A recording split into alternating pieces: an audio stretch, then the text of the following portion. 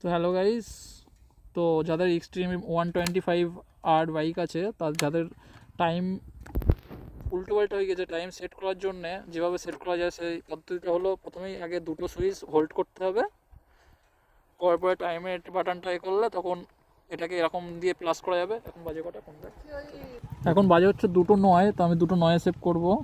এই যে একটা 12টা, কিন্তু 12টা এখানে PM হয়ে গিয়েছে, তাই এখানে আমি দুটো করতে পারবো না, আবার প্রথমে চলে যেতে হবে এখানটাতে AM করার জন্যে।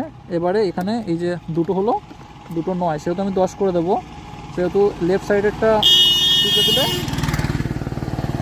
তখন রাইট সাইডের মিনিটে চলে যাবে। এবার মিনিটটাকে আমার 9 করতে হবে, সেহেতু এইভাবে একটা একটা করে বাটন পুশ করে আমি এটা বাড়াতে পারবো। পুশ করে রাখলে স্পিডে বাড়বে। তো আমি এভাবে বাড়িয়ে 10-এ নিয়ে যাবো। এটা